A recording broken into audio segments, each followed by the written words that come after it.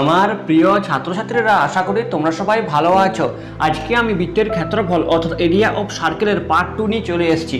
এর আগে part 1 video দেওয়া হয়েছে, সেখানে বৃত্তের ক্ষেত্রফল অর্থাৎ বৃত্ত সংক্রান্ত যে সমস্ত সূত্রগুলো আছে সেই সমস্ত সব সূত্রগুলো আলোচনা করা হয়েছে এবং কোর্সে দেখে 18-3 পর্যন্ত অঙ্ক করানো হয়েছে। তাই যারা এখনো পর্যন্ত পার্ট 1 ভিডিওটি দেখোনি তারা এই ভিডিও ডেসক্রিপশন বক্স থেকে পার্ট 1 ভিডিওটা দেখে নাও, তাহলে আজকে যে সমস্ত অঙ্কগুলো করাবো সেই সমস্ত অঙ্কগুলো তোমাদের বুঝতে সুবিধা হবে। তাহলে চলো শুরু করা যাক। 4 দাগের অঙ্কটাতে বলা আছে যে আমাদের পাড়ার বৃত্তাকার খেলার মাঠটি বেড়া দিয়ে ঘিরতে প্রতি মিটার 21 টাকা হিসাবে 924 টাকা খরচ হয়েছে। মাঠটি তিরপল দিয়ে ঢেকে দেওয়ার জন্য কত বর্গমিটার তিরপল কিনতে হবে হিসাব করে লিখি।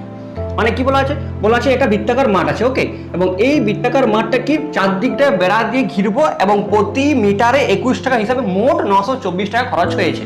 তার মানে কি আমরা ওই যে কথাগুলো বললাম এই কথা থেকে আমরা খুব সহজে এই যে বৃত্তটা আছে না, এই বৃত্তটার পরিধিটা খুব সহজে নির্ণয় করতে পারবো। ওকে, দেখো কিভাবে নির্ণয় করছি। তাহলে কত খরচ হয়েছে? প্রতি মিটারে 21 টাকা। তাহলে আমরা উল্টো দিক থেকে লিখি, 21 টাকা খরচ হয় 1 মিটার বেড়া দিতে, 1 মিটার বেড়া দিতে। ওকে, আমাদের বার করতে হবে কত? 924 টাকা। আর আমরা এটা ঐকিক নিয়ম করবো, তার মানে প্রথমত একে বার করবো। তাহলে 1 টাকা খরচ হয় 1/21 মিটার বেড়া দিতে। ওকে, এবং 924 টাকা খরচ হয় 924/21 মিটার বেড়া দিতে। তাহলে এটা কাটাকাটি করে নিই। তাহলে 3 7 21, 3 3 9, 0 3 8 24। ওকে, 7 দিয়ে কাটি, 7 4 28, 7 4 28, অর্থাৎ কি বেরোলো? 44 মিটার বেড়া দিতে। ওকে, তার মানে কি এই যে বৃত্তটা, এই বৃত্তটার আমাদের পরিধি 44 মিটার বেরিয়েছে। কিন্তু কি বার করতে বলেছে যে এই বৃত্তটা তিরপল দিয়ে ঢাকতে কতটা তিরপল লাগবে, মানে কি ওই বৃত্তের ক্ষেত্রফল বার করতে চেয়েছে। আর বৃত্তের ক্ষেত্রফল বার করতে গেলে প্রথমত আগে যায় এর ব্যাসার্ধ চাই। তাহলে আমরা এটা পরিধি আছে, এই পরিধি থেকে খুব সহজে আমরা ব্যাসার্ধটা বের করে নিতে পারবো। তার আগে আমরা কি লিখবো? ব্যাসার্ধটা আর ধরে নিই। ধরি বৃত্তাকার মাঠটির ব্যাসার্ধ সমান আর, এককটা মিটার আছে তাহলে আর মিটার ধরলাম। ওকে, তাহলে আমরা পরিধির সূত্র লিখতে পারি। অতএব বৃত্তাকার মাঠটির পরিধি সমান, বলো তোমরা সূত্রটা? হ্যাঁ, 2 পাই আর মিটার। এবং দেখো আমাদের প্রশ্নে বা আমরা যেটা বের করে রেখেছি সেখানে দেখো পরিধিটা 44 বেরিয়েছে, আর এটা 2 পাই আর মানে পরিধি, তাহলে এটা সমান এটা প্রশ্নানুসারে লিখতে পারি। অতএব প্রশ্নানুসারে বা শর্তানুসারে যেটা খুশি লিখতে পারো, প্রশ্নানুসারে 2 পাই আর সমান 44। ওকে, বা এখান থেকে আর এর মান বার করবো, অর্থাৎ 2 গুণিত পায়ের মান 22-এর সাথে বসিয়ে দিই ইন্টু আর সমান 44। ওকে, বা আর সমান 44 ইন্টু, এটা উল্টে যাবে ওই দিক গেলে, অর্থাৎ 2 হলে 1 এর 2 ইন্টু 22-এর 7টা হবে 7-এর 22। ওকে, এরপর কাটি, 2 22-এ 44 আর এই 22 কাটা গেল, তার মানে কি পড়ে থাকে? বা আর সমান পড়ে থাকে 7। অর্থাৎ আমাদের বৃত্তটার ব্যাসার্ধ কত বেরিয়েছে? 7 মিটার বেরিয়ে গেছে। মানে এই 8টা কি বেরোলো? 8টা 7। তাহলে আর যেহেতু 7 বেরিয়েছে তাহলে খুব সহজে আমরা এই বৃত্তটার ক্ষেত্রফল বার করতে পারি। তাহলে আমি ওটাই লিখি, উপরটাকে মুছে নিই। অতএব বৃত্তাকার মাঠটির ক্ষেত্রফল সমান সূত্র বলো তোমরা, বলো? হ্যাঁ, পাই আর স্কয়ার। ওকে, তাহলে পায়ের মান 22-এর 7 ইন্টু আর কত এখানে 7, অর্থাৎ 7-এর হোল স্কয়ার। আর ক্ষেত্রফলের সবসময় কি হয়? বর্গ একক থাকে ওখানে, অর্থাৎ এখানে হবে বর্গ মিটার। ওকে, সমান তাহলে 22-এর 7 ইন্টু এই 7কে দুটো লিখে নিই, কারণ 7-এর স্কয়ার, 7 ইন্টু 7 বর্গ মিটার সমান এখানে 7 এখানে 7 কেটে দিলাম। তাহলে 7 দুগুণে 14, 7 দুগুণে 14কে 15, অর্থাৎ 154 বর্গ মিটার। মানে এর ক্ষেত্রফল বেরোলো কত? 154 বর্গ মিটার। তার মানে তোমরা উত্তরটা কি লিখবে? উত্তরটা লিখবে যে মাঠটি তিরপল দিয়ে ঢেকে দেওয়ার জন্য 154 বর্গ মিটার তিরপল কিনতে হবে। ক্লিয়ার? 5 দাগের অঙ্কটাতে বলা আছে যে ফারুক একটি বৃত্ত আঁকবে যার ক্ষেত্রফল হবে 616 বর্গ সেমি। হিসাব করে দেখি ফারুক যে বৃত্ত আঁকবে তার ব্যাসার্ধের দৈর্ঘ্য কত নেবে এবং বৃত্তটির পরিধি কত পাবে। তার মানে ফারুক একটা বৃত্ত এঁকেছে এবং এই বৃত্তের ক্ষেত্রফল বলা আছে কত? বলা আছে 616 সেমি স্কোয়ার বা বর্গ সেমি। ওকে, তাহলে বলছে এরকম ক্ষেত্রফল বিশিষ্ট যে বৃত্তটা এঁকেছে ফারুক, তাহলে তার জন্য ব্যাসার্ধটা কত নিতে হবে? এই যে ব্যাসার্ধটা, সেই ব্যাসার্ধটা কত নিতে হবে এটা আমাদেরকে নির্ণয় করতে বলেছে, এবং এই বৃত্তটার আমাদের পরিধি কত হবে সেটা বার করতে বলেছে। খুব সহজ, কারণ ক্ষেত্রফল দেওয়া আছে আর আমরা যদি ব্যাসার্ধটা আর ধরে নিই তাহলে আমরা এই ব্যাসার্ধ আর থেকে ক্ষেত্রফল সূত্র পেতে পারি, এবং সেই সূত্রটা সমান এটা করে দিলে আর খুব সহজে বেরিয়ে যায়। তাহলে আমরা ওটাই লিখি। তাহলে কি লিখি? ধরি বা মনে করি, ধরি বৃত্তটির ব্যাসার্ধ সমান আর এককটা সেমি স্কয়ার আছে, তার মানে এখানে এককটা সেমি। ওকে, অতএব বৃত্তটির ক্ষেত্রফল সূত্র বলো তোমরা, হ্যাঁ, পাই আর স্কয়ার সেমি স্কয়ার। ওকে, বা বর্গ সেমি লিখতে পারো। তাহলে এখানে বৃত্তের ক্ষেত্রফল এটা, আর বইয়ে বলা আছে বৃত্তের ক্ষেত্রফল এটা, তাহলে লিখতে পারি প্রশ্নানুসারে এটা সমান এটা। তাহলে ওটাই লিখি। তাহলে প্রশ্নানুসারে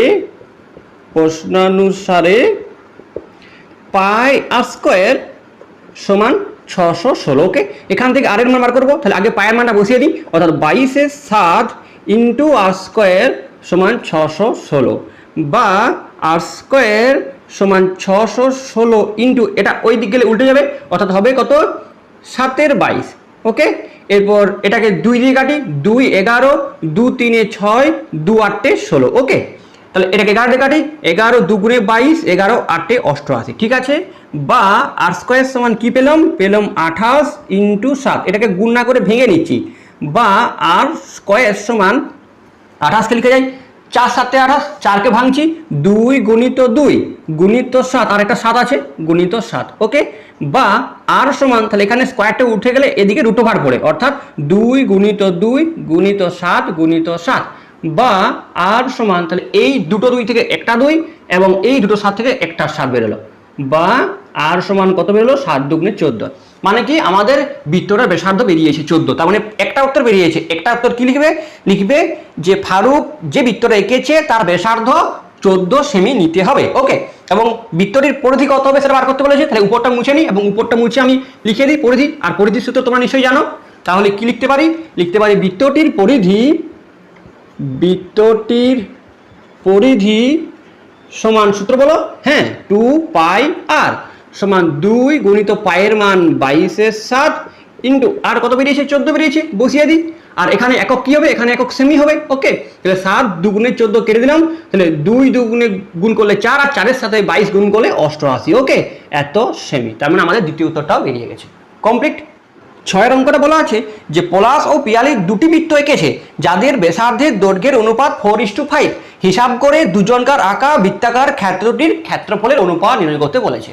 মানে দুজনকার আঁকা বৃত্তের ব্যাসার্ধের দৈর্ঘ্যের অনুপাতটা দেওয়া আছে। তাহলে আমি এই অনুপাত থেকে খুব সহজে ব্যাসার্ধ দুটো ধরে নিতে পারি। তাহলে কি লিখি? ধরি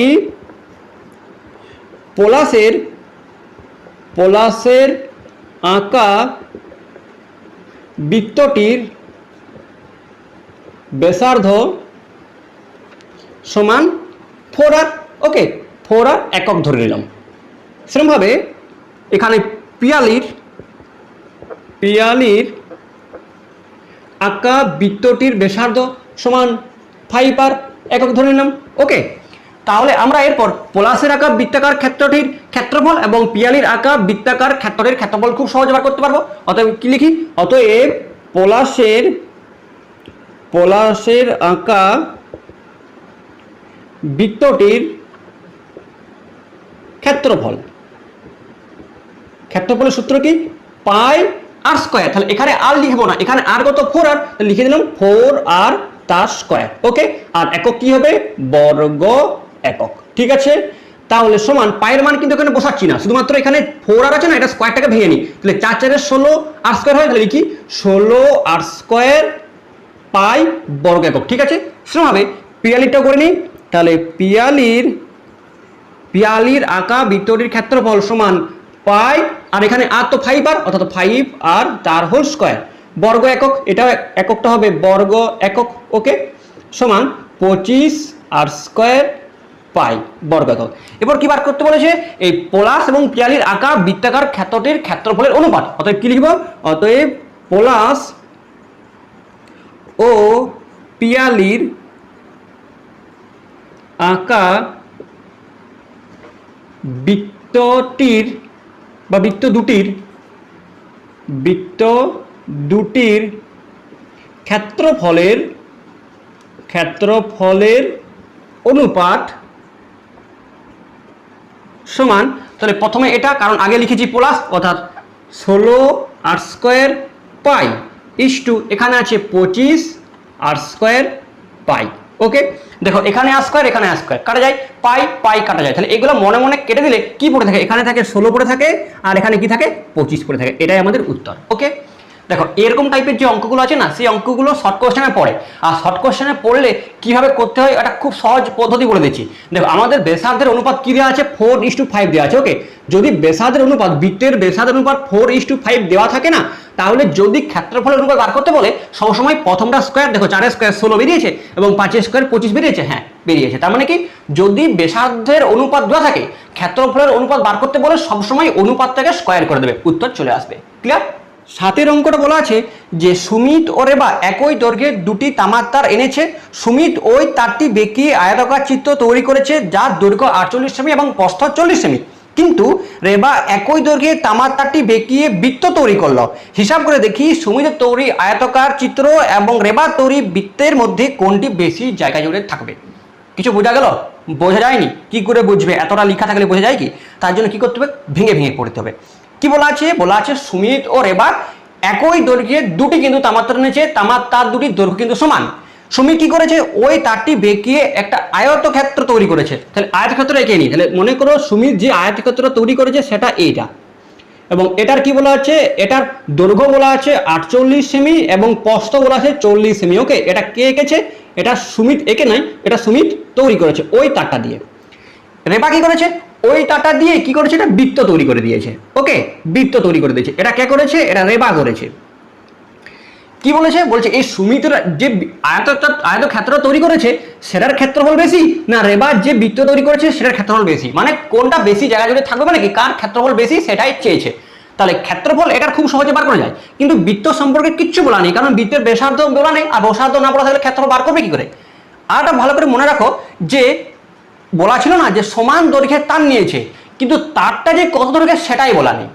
তাহলে এই যে আয়তক্ষেত্র তৈরি করা হয়েছে সেই আয়তক্ষেত্র থেকে খুব সহজে বার করতে পারবো যে তারটা কত দৈর্ঘ্য ছিল, কারণ আয়তক্ষেত্রের দৈর্ঘ্য এবং প্রস্থ বলা আছে। তার মানে এই আয়তক্ষেত্রের পরিসীমা বার করলে খুব সহজে বেরিয়ে যাবে যে তারটা কত দৈর্ঘ্যের ছিল। তাহলে আমরা এই আয়তক্ষেত্রের পরিসীমাটা বের করে নিই। তাহলে কি লিখি, দেখি আয়তক্ষেত্রটির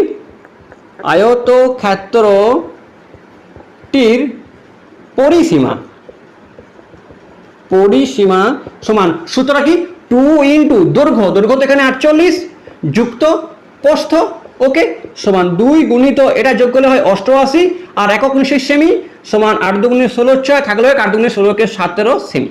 তার মানে কি, এই যে আয়তক্ষেত্র সেই আয়তক্ষেত্র তৈরি করতে যে তারটা লিখেছে না সেই তারটার দৈর্ঘ্য 176 সেমি। তার মানে কি ওই তারটা দিয়েই বৃত্ত করা হয়েছে, মানে কি এটাই হলো বৃত্তটার কি পরিধি। তার আগে আমরা সুমিত যে আয়তক্ষেত্র রেখেছে না সেই আয়তক্ষেত্রের ক্ষেত্রফলটা বের করে নিই। তাহলে কি লিখি, সুমিতের তৈরি করা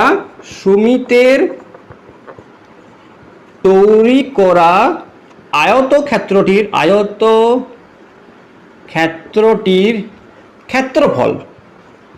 ক্ষেত্রফল সমান আয়তক্ষেত্রের ক্ষেত্রফলের সূত্র বলো, দৈর্ঘ্য গুণিত প্রস্থ। তাহলে দৈর্ঘ্য তো 48 কিন্তু প্রস্থ কত 40, ওকে, সেমি স্কয়ার সমান গুণ করলে হয় 4 8 32 2 হাতে হলো 3 4 4 16 3 19 18 0 সেমি স্কয়ার।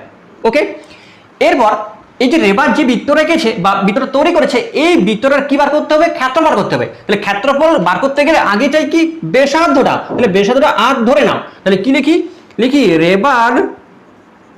রেবার তৈরি করা বৃত্তটির ব্যাসার্ধ।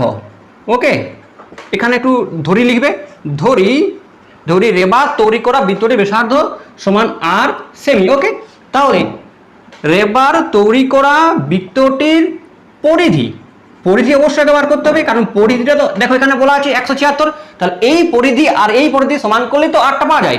পরিধির সূত্র কত, 2 পাই আর সেমি। তাহলে এটা সমান, তাহলে লিখতে পারি প্রশ্নানুসারে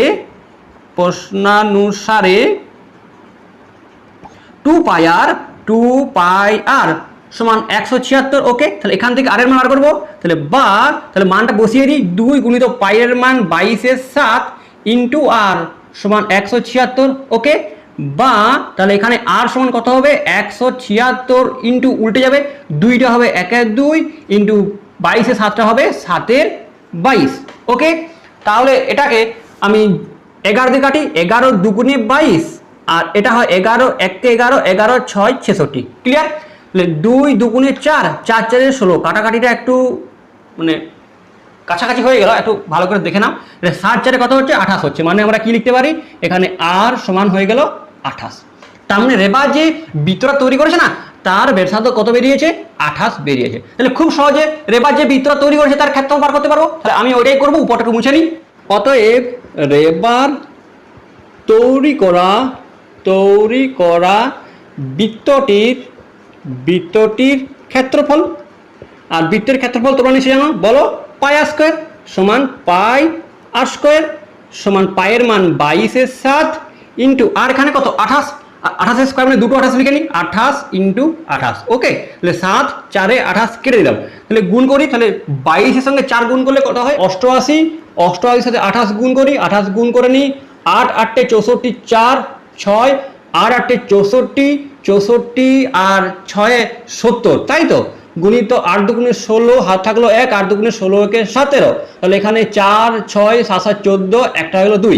তাহলে কত বেরোলো? 2 6 2 6 নয়, 2 4 6 4 সেমি স্কোয়ার। তাহলে সুবীর যে আয়তক্ষেত্র রেখেছিল তার ক্ষেত্রফল 1920 সেমি স্কোয়ার বেরিয়েছে। আর রেবার যে বৃত্তটা তৈরি করেছে তার ক্ষেত্রফল 2 4 6 4 সেমি স্কোয়ার বেরিয়েছে। এবার তুমি নিজেই বলো যে এটার ক্ষেত্রফল বেশি না এটার ক্ষেত্রফল বেশি? অবশ্যই বৃত্তের ক্ষেত্রফলটা বেশি হয়ে গেছে। তার মানে কি লিখবে? লিখবে যে রেবার তৈরি বৃত্তটা বেশি জায়গা জুড়ে থাকবে। ক্লিয়ার? তাহলে এখানে এসে আমি 7 পর্যন্ত অঙ্কগুলো শেষ করলাম। এর পরের পার্টে আরো অঙ্ক পেয়ে যাবে এই চ্যাপ্টার। আশা করি তোমাদের ভালো লেগেছে। যদি ভালো লেগে থাকে তাহলে অবশ্যই তোমরা চ্যানেলটাকে সাবস্ক্রাইব ও শেয়ার করে দিও। এখানে শেষ করলাম। Thank you.